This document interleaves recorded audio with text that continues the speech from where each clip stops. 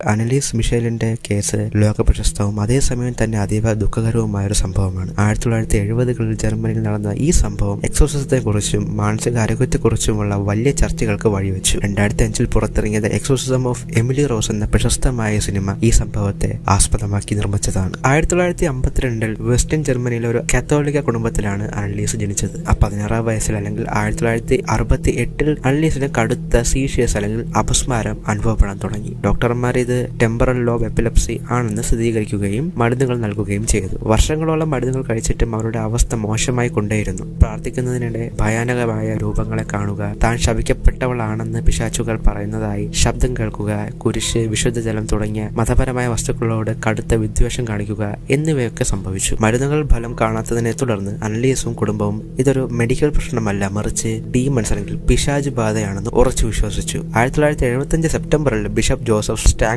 കാത്തോലിക്ക സഭയുടെ ഔദ്യോഗിക ബാധയൊഴിപ്പിക്കൽ ചടങ്ങുകൾ അല്ലെങ്കിൽ റിച്വൽ റൊമാനം നടത്താൻ father Arnold Renz, pastor Ernest Alt എന്നീ 2 വൈദികർക്ക് രഹസ്യമായി അനുമതി നൽകി. 1975 മുതൽ 1976 വരെയുള്ള 10 മാസത്തിനിടെ 67 തവണ ബാധ ഒഴിപ്പിക്കൽ ചടങ്ങുകൾ നടത്തി. ഈ സമയത്ത് അനലീസ് അലറുന്നതിന്റെയും വിചിത്ര ശബ്ദങ്ങളിൽ സംസാരിക്കുന്നതിന്റെയും ഓഡിയോ റെക്കോർഡുകൾ അവർ സൂക്ഷിച്ചു വെച്ചു. ഈ ഘട്ടത്തിൽ ഡോക്ടർമാരുടെ ചികിത്സ പൂർണ്ണമായി നിർത്തിവെച്ചു. പിശാചിനെ ബലഹീനനാക്കാൻ വേണ്ടിയാണെന്ന് വിശ്വസിച്ച് അനലീസ് ഭക്ഷണം കഴിക്കുന്നത് നിർത്തിവെച്ചു. 1976 ജൂലൈ 1-ന് തന്റെ 23-ാം വയസ്സിൽ അനലീസ് വീട്ടിൽ വെച്ച് ഉറക്കത്തിൽ മരണപ്പെട്ടു. പോസ്റ്റ്മോർട്ടം റിപ്പോർട്ട് അനുസരിച്ച് കടുത്ത പോഷകാഹാരക്കുറവും നിർജലീകരണവുമാണ് മരണകാരണം. മരണസമയത്ത് അവരുടെ ഭാരം വെറും 30 കിലോഗ്രാം മാത്രമായിരുന്നു. തുടർച്ചയായി മുട്ടുകുത്തി പ്രാർത്ഥിച്ചതുമൂലം അവരുടെ കാൽമുട്ടുകൾ തകരുകയും ഒപ്പം ന്യൂമോണിയ ബാധിക്കുകയും ചെയ്തിരുന്നു. 1978-ൽ ഈ കേസിൽ ജർമ്മനിയിലെ കോടതി വിധി പ്രസ്താവിച്ചു. അനലീസിന്റെ മാതാപിതാക്കളെയും ബാധ ഒഴിപ്പിക്കൽ നടത്തിയ 2 വൈദികരെയും കോടതി നെഗ്ലിജന്റ് ഹോമിസൈഡ് അല്ലെങ്കിൽ മനുഷ്യവധത്തിന് കുറ്റക്കാരായി കണ്ടെത്തി. മെഡിക്കൽ സപ്പോർട്ട് നൽകുന്നതിൽ പരാജയപ്പെടുകയും അനലീസിനെ പട്ടിണിക്കിട്ട് മരിക്കാൻ അനുവദിക്കുകയും ചെയ്തു എന്നതായിരുന്നു കേസ്.